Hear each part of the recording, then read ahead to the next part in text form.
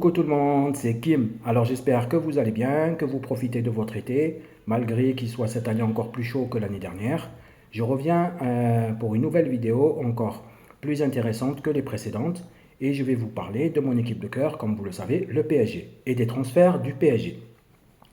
N'oubliez pas en fin de vidéo de vous abonner. Et puis je pense que cette vidéo, je la ferai en plusieurs parties. Là, je vous donne un avant-goût, je vous donne à peu près ce qui va se passer. Et puis si j'ai du nouveau pour le reste, je vous en dirai un peu plus. Alors, commençons. Donc comme vous savez, le PSG, ils veulent Ferran Torres, le joueur du Barcelone, l'international espagnol, qui a gagné la Coupe du Monde, donc ils le veulent. Et là, ils sont en train de discuter. Donc le PSG et le Barcelone sont en train de discuter et ils ont peut-être trouvé un accord pour 50 millions d'euros, donc un accord du transfert.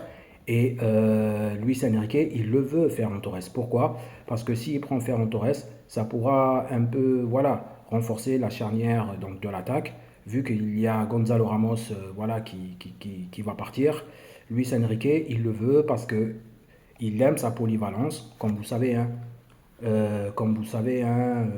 Ferran Torres, voilà, il est polyvalent, c'est un buteur, il marque avec le Barcelone, avec l'équipe d'Espagne, il marque aussi, il joue très bien et en plus de ça, il est champion du monde.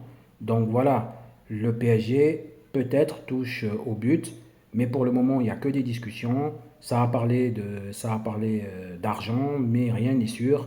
Mais d'après le journal Marca, il le voit au PSG la saison prochaine. Donc voilà, bon après il sera encore avec les joueurs, tout ça, mais pour le moment il y a donc des discussions, tout ça, et l'accord est bientôt imminent d'après Marca. Voilà.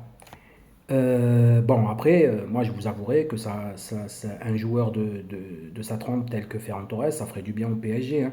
Ah oui, hein, entre Kravakilia, Dembélé, tout ça, ça pourra un peu les soulager, pour avoir beaucoup de, voilà, de changements, surtout en Ligue des Champions, tout ça. En plus, Ferran Torres connaît la Ligue des Champions, il est habitué à ça.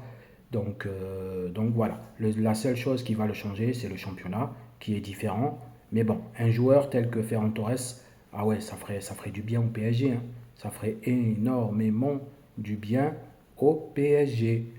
Après, donc après, il y a Barcola, Liverpool, il le voudrait, mais pour le moment, le compte n'y est pas. Donc voilà, ils ont contacté le PSG, tout ça, mais le compte pour le moment n'y est pas. Et après des semaines, voilà, de bruit, comme on dit, de rumeurs, tout ça, le montant annoncé, il reste que de faire souffrir au campus de Poissy. Donc voilà, Liverpool a essayé de prendre Barcola, mais pour le moment, voilà.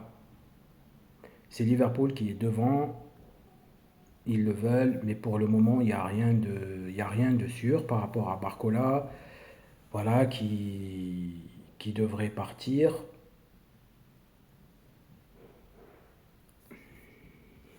Donc, comme j'ai dit, qu'il devrait partir.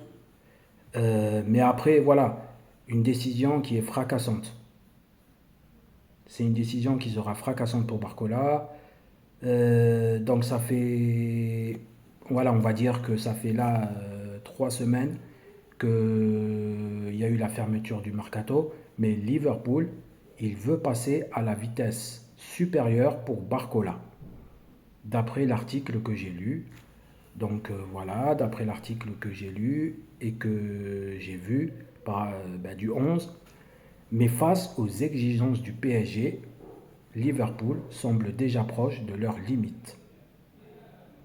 Et l'avenir de l'international français à Paris devient de plus en plus incertain.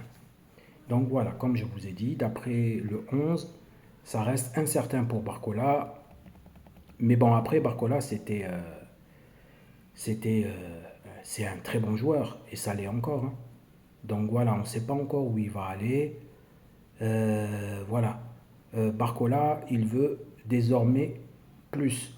Donc comme dit le 11, longtemps présent comme intransférable par le PSG, l'ailier a progressivement vu sa situation évoluer ces dernières semaines. Après la magnifique Coupe du Monde qu'il a fait, c'est tout à fait normal. Et là, ils disent que la décision de l'ancien Lyonnais de ne pas prolonger, parce qu'il ne veut pas prolonger son contrat, qui court jusqu'en 2028, a notamment changé la donne. Paris sait désormais qu'il devra trancher entre conserver un joueur qui n'a pas souhaité rester et profiter de l'intérêt grandissant de Liverpool. Et donc voilà, on ne sait pas encore où est-ce que ça va aller, tout ça, mais bref, je vous ai dit un peu ce que le 11 dit, ce que ça se dit, mais voilà. Donc Barcola, Liverpool, c'est en discussion, c'est voilà. Après, donc on sait que Lincoln Guin est parti, si je ne m'abuse, à l'Atlético de Madrid. Je pense que voilà, il va bien s'intégrer, ça va bien le faire. Après, il y a quoi encore? Voilà. Il y a aussi Arsenal, hein, qui est prêt à concurrencer Liverpool pour Barcola, hein. Donc voilà.